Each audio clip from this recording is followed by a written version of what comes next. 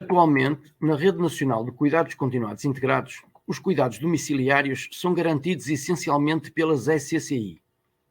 as quais funcionam no âmbito das unidades de cuidados na comunidade dos centros de saúde.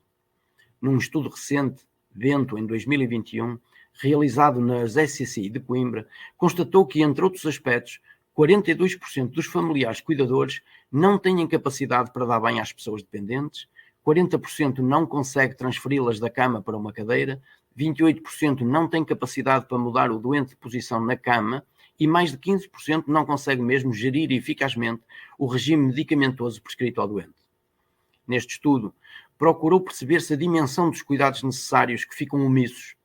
tendo-se constatado que, entre outros, ficam frequentemente omissos a aspiração de secreções das vias aéreas, execuções de inaloterapia, cinesioterapia respiratória, exercitação musculoarticular, treino do equilíbrio, gestão da analgesia, posicionamento dos doentes na cama, transferência dos doentes para uma cadeira e desta para a cama, sem o que o doente fica a ver a vida da cama e confinado ao quarto. As SCCI não estão dotadas dos recursos necessários para a assistência que delas se esperava e não funcionam 24 horas por dia e, numa grande maioria, não funcionam integralmente durante o fim de semana.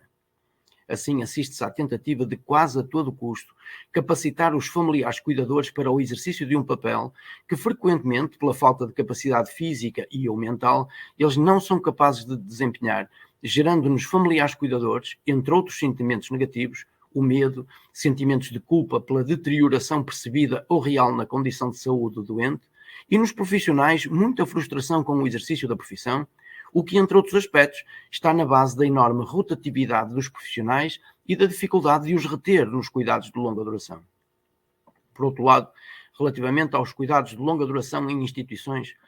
o relatório da OCDE de 2019 mostra que nos lares de idosos em Portugal, a percentagem de bactérias resistentes a antimicrobianos isoladas de infecções associadas a cuidados de longa duração era de 46,2%. E a percentagem de residentes com pelo menos uma úlcera de pressão era de 13,1%.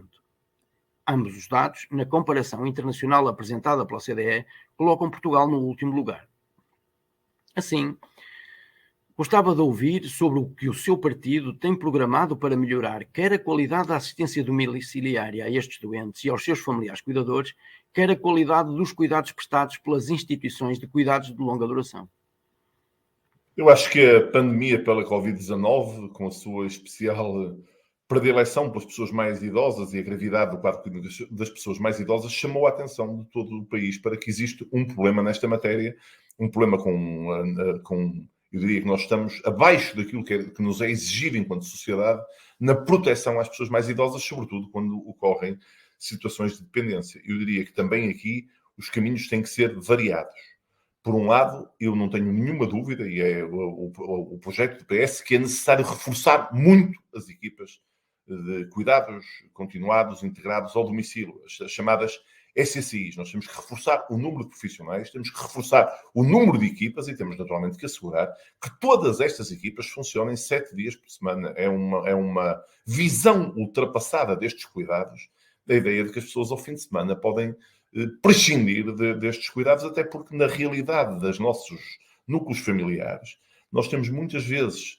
pessoas idosas já com limitações significativas a tomar conta de outras pessoas idosas que estão ainda mais dependentes do que elas. Essa é a realidade em muitos núcleos familiares e, portanto, nós diríamos que o cuidador também já ele próprio precisa muitas vezes de cuidados e nós temos que dar resposta a isto. Portanto, valorização, aumento do número de equipas da SCCI, aumento do número de profissionais pelas equipas e da alocação de horário. E temos também que valorizar a carreira dessas pessoas. Eu estou de acordo, é uma carreira muito exigente sob todos os pontos de vista. Sob o ponto de vista físico e também sob o ponto de vista emocional. Eu conheço muitas dessas equipas, conheço muitos profissionais dessas equipas. São pessoas muito dedicadas ao trabalho que fazem, mas é um trabalho muito desgastante e também estas pessoas precisam de apoio, portanto também é necessário melhorar as condições. E depois há todo o universo dos idosos institucionalizados em lares.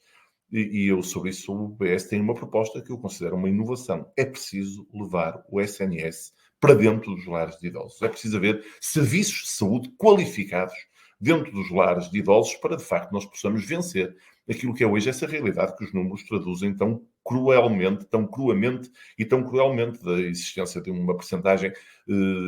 inaceitável, diria eu, de úlceras de decúbito, de escaras, da existência da falta de cuidados que leva à multiplicação das bactérias resistentes, enfim, toda uma realidade que nós conhecemos bem. Os profissionais de todas estas unidades foram sujeitos a um esforço enorme durante estes 2 anos de pandemia pela Covid-19. Muitos deles sacrificaram muito da sua vida para que as pessoas idosas tivessem proteção e dignidade na sua vida nos lares. Eu acho que nós hoje temos a obrigação de qualificar essa resposta. Eu não tenho dúvida que a qualificação desta resposta é, sobretudo, a qualificação dos recursos humanos. Nós temos que levar mais profissionais habilitados para dentro dos lares e, repito, temos que levar o Serviço Nacional de Saúde para dentro dos lares de idosos. Não faz nenhum sentido que, pelo facto das pessoas estarem institucionalizadas num lar, por uma qualquer razão, a família teve essa necessidade e não havia outra forma de dar atenção a essa pessoa idosa, não era possível mantê-la nos cuidados domiciliários, não faz sentido que o Serviço Nacional de Saúde fique à porta dos lares de idosos. As pessoas têm que ter direito a essa resposta e nós temos que levar toda a resposta de saúde para dentro dos lares. Relativamente à questão dos familiares cuidadores, ou aquilo que se poderá cuidadores informais, o PSD quer ampliar, quer aprofundar o Estatuto dos Cuidadores Informais, que foi publicado há relativamente pouco tempo, nomeadamente naquilo que depende diretamente da ação do cuidador informal, nomeadamente na formação, na capacitação desse cuidador informal, de forma a que ele possa prestar os melhores cuidados de saúde, mas também no sentido de poder ser apoiado por instituições de retaguarda, de forma a que tenha não só ele, mas também o seu familiar, apoio psicológico e apoio social. E isto é importante de forma a que os cuidadores informais possam prestar os melhores cuidados de saúde por um lado, mas também se sintam apoiados na sua ação e nos cuidados que prestam aos seus familiares. Depois, disse isto na pergunta anterior, é fundamental também salvaguardar o cuidador informal, nomeadamente, por exemplo, incorporando as despesas que esses cuidadores informais têm em deduções nos impostos que pagam e contabilizando o tempo que eles prestam de apoio aos seus familiares, contabilizarem para a reforma. Na questão das unidades de cuidados de longa duração, aqui o problema é também grave neste momento, crítico, e que nesta situação está a pôr em causa e poderá pôr em causa de uma forma bastante acentuada a curto prazo os cuidados que as instituições de cuidados de longa duração prestam, já que isso ainda há uns dias atrás a Associação Nacional de Cuidados Continuados veio denunciar a possibilidade de muitas destas instituições virem a fechar as portas porque se encontram em situação de grande carência económica, fruto de não verem atualizados as comparticipações do Estado há mais de 10 anos. E, portanto, nestas instituições é preciso, de alguma forma, por um lado, evidentemente, ir atualizando a comparticipação que o Estado dá para que estas instituições possam cuidar dos idosos. Por outro lado, capacitar também e formar pessoal destas instituições, poder facilitar a formação contínua destes profissionais. E depois, uma coisa que esta pandemia veio demonstrar foi que as unidades de cuidados de longa duração não podem ser depósitos de doentes ou de idosos. Têm que ser encaradas também como instituições que prestam cuidados de saúde e, como tal, terem de alguma forma o apoio de profissionais de saúde, médicos, enfermeiros, que possam prestar assistência a esses idosos e doentes garantindo assim os melhores cuidados de saúde que essas instituições prestam. E só assim é que realmente poderemos ver melhorados não só os cuidados que são prestados no domicílio, mas também os cuidados que são prestados nas instituições de cuidados de longa duração, que, volto a sublinhar, neste momento estão a atravessar tempos muito difíceis e poderão vir a fechar portas, pelo menos um grande número delas, poderão vir a fechar portas a curto prazo, colocando assim graves problemas a um setor que já em si é bastante deficitário em termos de número de camas, em termos de vagas, para tratar ou para dar apoio aos utentes, seja idosos, seja doentes, aos utentes que deles necessitam. Pergunta também que tem muitas dimensões. A primeira é o facto de os cuidados em Portugal assentarem sobretudo nos cuidados informais, ou seja, a maior parte das pessoas dependentes estão ou em autocuidado, quando ainda conseguem, ou dependem de cuidadores informais, que não são remunerados, geralmente familiares, mas não apenas familiares, entram aqui também os vizinhos e, portanto, entram aqui outros parentescos de cuidado, para além dos laços biológicos, mas, em todo caso, não é demais insistir, cerca de 80% dos cuidados que são prestados em Portugal são prestados por cuidadores informais. E isto acontece porque nós continuamos a ter um paradigma familialista que imputa às famílias a responsabilidade dos cuidados e que, portanto, não distribui a responsabilidade dos cuidados pela comunidade. Dentro da família também não distribui do ponto de vista igualitário entre os dois géneros e, portanto, existe uma divisão sexual dos cuidados dentro das famílias. Não existe uma distribuição pela comunidade e pelo Estado, através de políticas públicas que deveriam assegurar uma fatia muito mais significativa dos cuidados que são prestados em Portugal, aliviando, portanto, as famílias e, sobretudo, dentro das famílias, as mulheres, dessa sobrecarga com os cuidados de pessoas dependentes que acaba por ser um fator de empobrecimento, porque os cuidadores informais não têm acesso a apoios. Já podemos detalhar o Estatuto do Cuidador Informal, o subsídio de apoio ao cuidador informal, mas os apoios são muitíssimo escassos. Muitas das pessoas acabam por ter de abandonar o seu emprego para cuidar e, portanto, não têm o rendimento do trabalho, nem constituem carreiras contributivas que lhes permitam depois ter pensões decentes e, portanto, é também um mecanismo de empobrecimento de quem assume estes cuidados. E, naturalmente, os cuidadores informais, que as cuidadoras são sobretudo mulheres, mais de 70% das pessoas que prestam cuidados informais são mulheres, e no caso dos cuidados formais,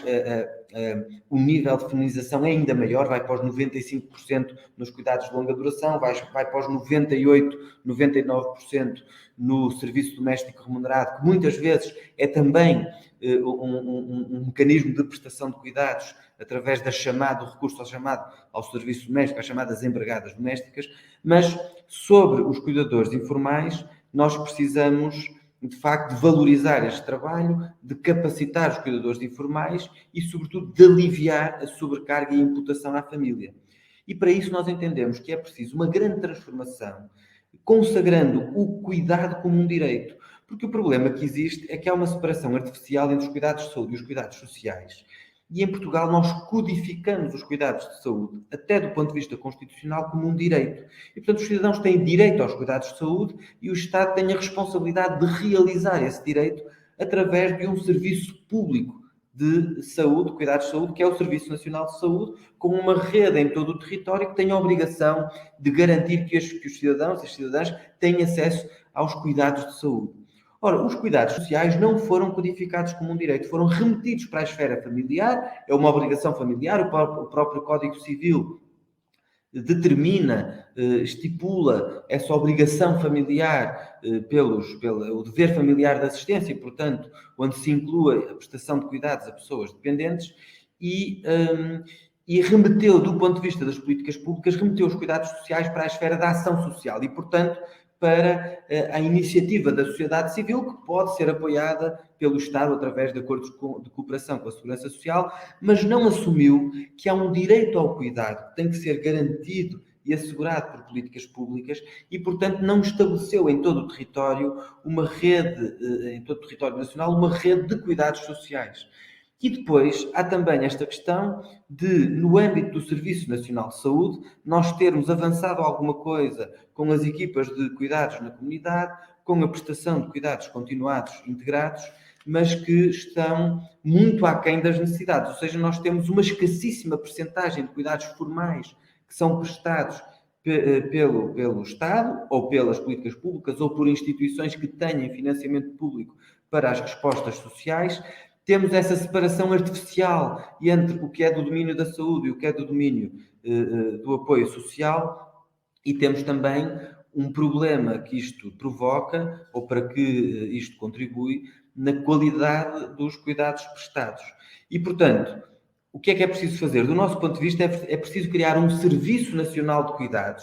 que articule segurança social e saúde, que aposte muito mais nas equipas de cuidados domiciliários, na integração das dimensões da saúde e da dimensão social, como já tinha dito, no alargamento dos horários, no alargamento do âmbito dessas equipas,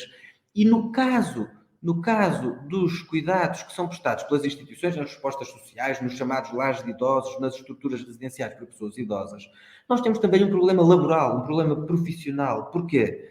Porque estas profissões do cuidado, mais ainda as dos cuidados sociais, do que aquelas que são do domínio da saúde, que têm, apesar de tudo, um reconhecimento social maior. Os enfermeiros têm uma carreira degradada no Serviço Nacional de Saúde, precisavam de ser remunerados de forma mais justa, precisavam de ter a sua profissão valorizada, mas existe um reconhecimento social da profissão de enfermeiro. Se nós formos para as outras profissões, nomeadamente as pessoas que fazem os auxiliares que trabalham nos lares,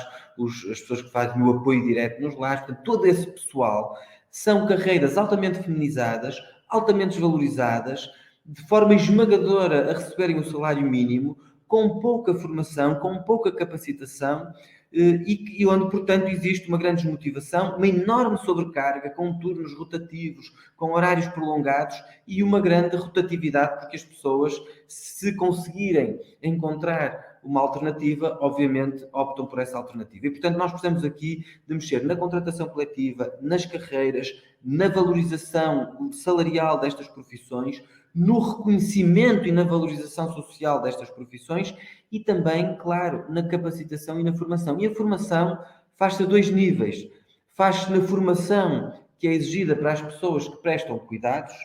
faz-se também na formação que é feita no próprio processo de trabalho e faz-se na criação de uma lógica de trabalho de equipa e de formação permanente, em que os problemas são partilhados, em que eles são resolvidos em equipa. E isso também, muitas vezes seria preciso investir muito mais nessa dimensão. Desde a criação da Rede Nacional de Cuidados Continuados e Integrados, em 2006, insisto por decreto-lei, que o PCP tem apresentado várias propostas no sentido de os objetivos traçados serem atingidos. Isso acho que já ficou bem óbvio. E as equipas de cuidados continuados e integrados, enquanto equipa multidisciplinar, tem a responsabilidade de, nos cuidados de saúde primários, assegurar os serviços domiciliários, decorrente de uma avaliação integral de cuidados médicos, de enfermagem, de reabilitação e também de apoio social. Estas equipas confrontam-se com problemas, desde logo, pela deficiente composição multidisciplinar. Enfrentam, sobretudo, muita dificuldade em ter um médico exclusivo para a equipa, mas também pelo reduzido número de profissionais de saúde, nomeadamente enfermeiros, a que acrescenta a falta de recursos materiais que são conhecidos nas SCCIs. Há, sobretudo, a falta de transportes com que os enfermeiros são confrontados praticamente diariamente e que ficam dependentes da disponibilidade de viaturas para transportarem estes profissionais aos domicílios. Nós sabemos que muitas vezes o enfermeiro conduz a viatura, vai ao domicílio, faz os tratamentos, volta, vai para outro domicílio, portanto não há para além de não haver uma equipa multidisciplinar que vá à casa que acompanhe de forma contínua, e insisto, de forma contínua, porque isto está nos objetivos, estes doentes. Muitas vezes não há fisioterapeuta, não há nutricionista, não há assistente operacional que consiga acompanhar o enfermeiro nestes domicílios. E quando falamos de apoio domiciliário, falamos de outras necessidades, de cuidados de higiene, enfim, uma assistência, como digo, continuadamente há necessidade de estar a acompanhar estes doentes. E a carência destes profissionais vai ter implicações graves nos cuidados a estes doentes que são dependentes e não são assegurados para tal equipa multidisciplinar. E dou o exemplo, por exemplo, se durante a noite um doente necessitar de ser aspirado e o cuidador não tiver a formação necessária para aspirar as secreções de uma forma correta ao doente, o que é que vai acontecer? Este doente vai ser transportado para o hospital, vai ser transportado à urgência do hospital, porque o cuidador não é obrigado a saber resolver esta situação, e quem fala desta situação, posso falar de uma sonda vesical que entope, posso falar de uma queixa mais do doente, de uma dor, posso falar de outra coisa qualquer. Em qualquer situação destas, o que acontece é que o doente vai ser transportado ao hospital. Vai ser transportado ao hospital, vai trazer mais bactérias, porque as bactérias hospitalares existem, e vai sobrecarregar o serviço de urgência, vai ser uma preocupação para o cuidador, são situações que se poderiam evitar se as SCCIs estivessem dotadas do pessoal necessário para dar resposta a estas dificuldades. E se desse resposta contínua, se durante o fim de semana, durante a noite, com uma equipa, com médico, enfermeiro e a tal equipa multidisciplinar. Então, o PCP propõe que as equipas de cuidados continuados integrados sejam dotados dos profissionais, que é fundamental, particularmente de médicos e enfermeiros, que são a base que orientam a base dos cuidados, mas também de nutricionistas, de psicólogos, que são bem necessários, fisioterapeutas, porque, como disse há pouco, e estes cuidados da Rede Nacional de Cuidados Continuados Integrados é para a recuperação, para a melhoria dos doentes, dos idosos que necessitam, de técnicos de serviço social, que são tão importantes, e de auxiliares as ditas assistentes operacionais para darem uma ajuda. É também fundamental, como já se viu, que o Governo forneça transportes necessários às equipas comunitárias, porque é impossível fazer estes domicílios sem transportes, sem as viaturas necessárias. E dotar, sobretudo, os cuidados de saúde primários com as SCCIs mais SCCIs. Temos o exemplo de Gaia, que tem 4 SCCIs para dar resposta. Eu tenho aqui dados, Gaia tem 304 mil habitantes, mais um bocadito. Posso dizer que em 2011 tinha 46.658 pessoas com mais de 65 anos, e agora em 2011 têm 65.018 pessoas com mais de 65 anos. Portanto, foi um aumento de 39% de pessoas nesta faixa etária. Portanto, eu pergunto como é que 4 SCC com estas deficiências, com estas carências de meios humanos, materiais, conseguem dar resposta a esta população. Está certo que nem todas necessitam de apoio, de cuidados de longa duração, mas uma grande maioria necessita de apoios, e é impossível fazer com que estes objetivos da Rede Nacional de Cuidados Continuados Integrados sejam atingidos desta forma. Em relação aos cuidados prestados nas instituições de cuidados de longa duração, uma das suas dificuldades está relacionada com a dotação segura. que se prende também com a falta de trabalhadores, com a falta de enfermeiros, com a falta de assistentes de médico, com a falta de médico permanente, com a falta de assistentes operacionais. O problema é transversal aos dois. De facto, hoje são evidentes as necessidades de continuidade de cuidados, de que a população precisa, mas também fica evidente que a resposta é manifestamente insuficiente. E isto deve-se a uma política de desinvestimento na criação de uma rede pública de cuidados continuados. E a nossa aposta é uma resposta pública. E ficava por aqui na resposta à segunda pergunta, porque ainda há muito para falar e acho que já me estendi um bocadinho também. Tocou aí um ponto que já falamos um bocadinho antes, ou seja, a formação destes cuidadores. Nós temos noção de que a literacia e até a apetência ou a competência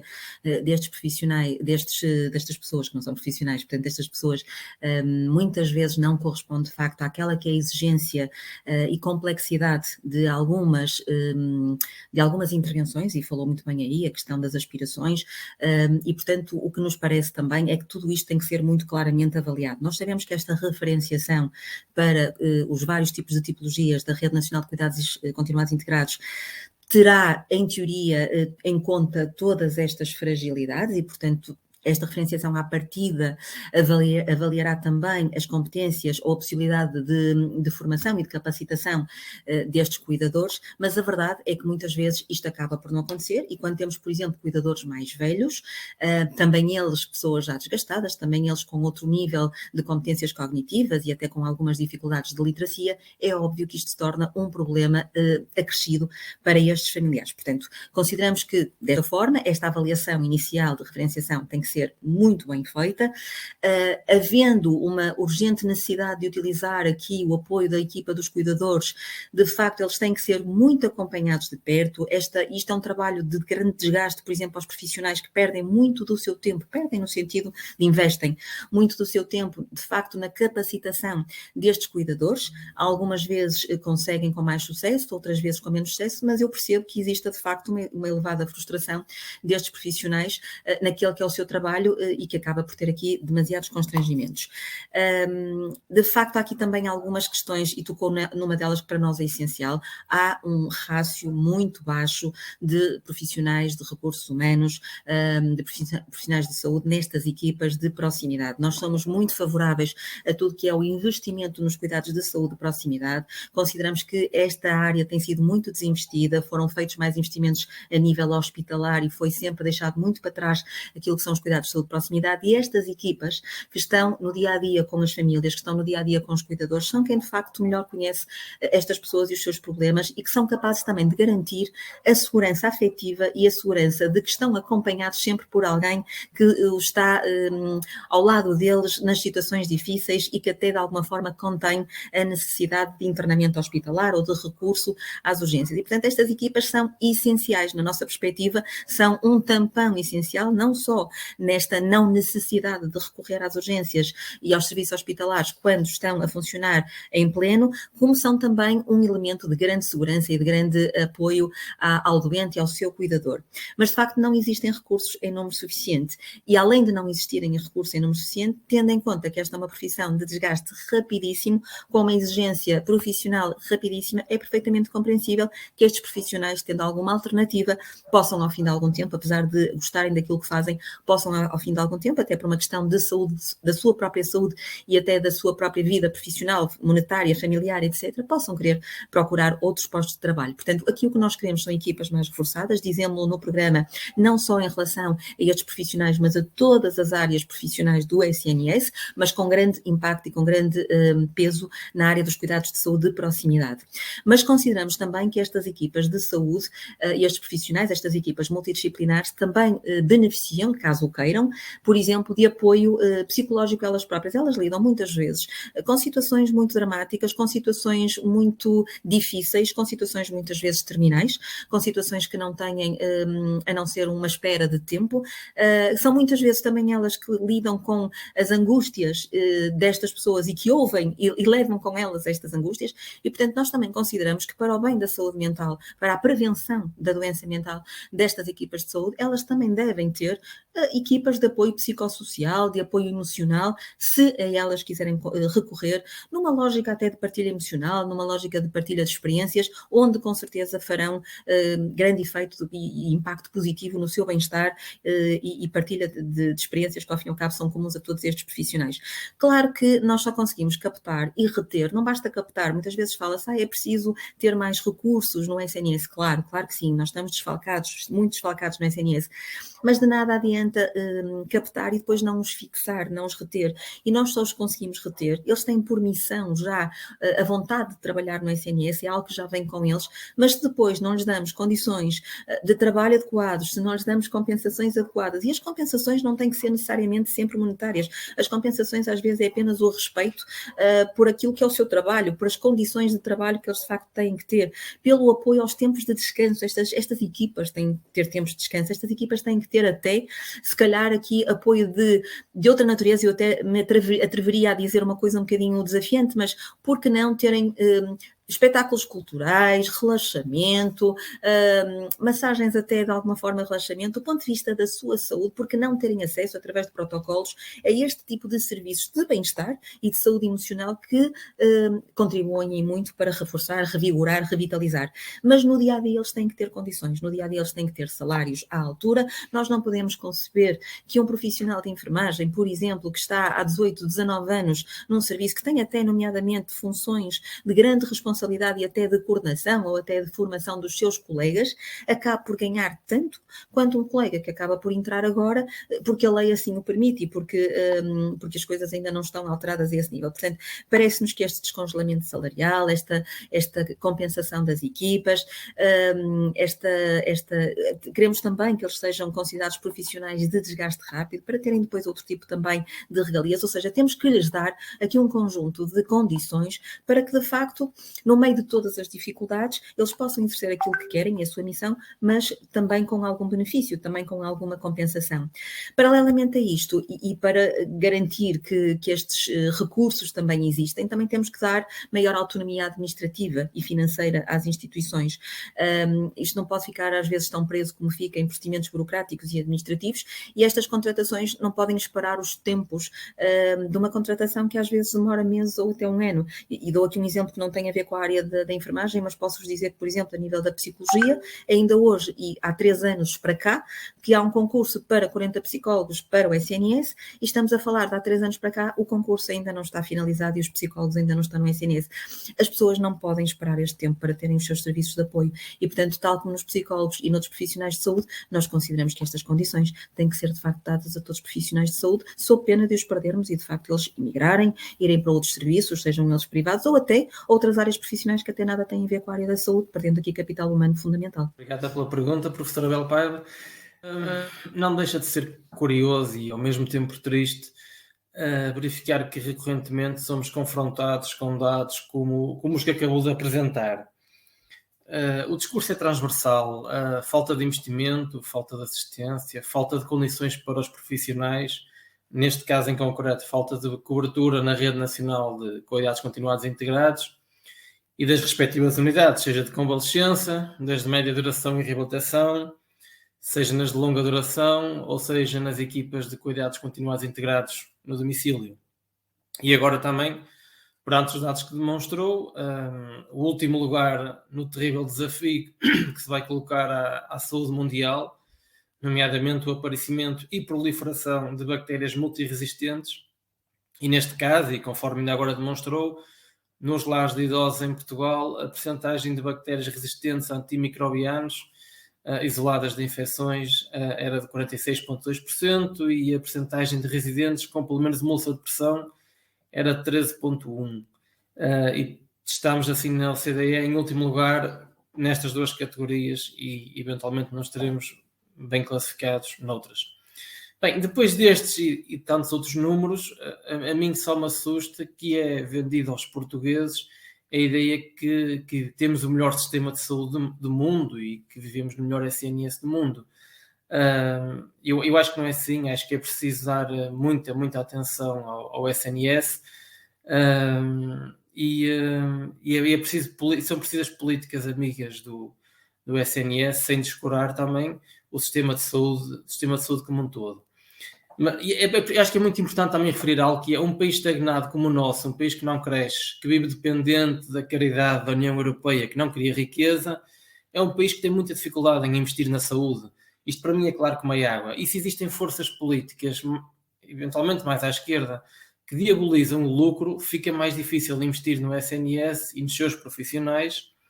pois é o lucro que paga o SNS. Sem lucro não há Estado Social, não há justiça, não há saúde, não há nada.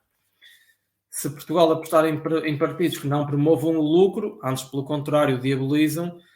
eu acho que podemos ter todas as retóricas do mundo em louvor do SNS e dos cuidados de saúde na sua generalidade, mas a realidade vai ser dura e não vai existir dinheiro para melhorar na prestação de cuidados. Em relação a como o partido tem programado para melhorar os cuidados prestados pelas instituições de cuidados de longa duração, é importante dizer que a Rede Nacional de Cuidados Continuados Integrados e a Rede Nacional de Cuidados Paliativos, já agora, são uma autêntica bomba relógio. Ainda recentemente fechou uma em Ourique, apesar de não ter dado nas notícias. As unidades estão subfinanciadas e posso-lhe dizer que, muito concretamente,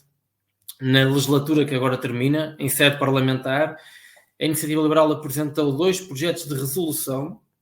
pelo aumento dos apoios às unidades de cuidados continuados integrados e, por exemplo, aumentava 18 euros a diária nas de longa duração, 11 euros nas de média e uma majoração de 15% às unidades que atuassem em território de baixa densidade populacional, são territórios que merecem sensibilidades diferentes.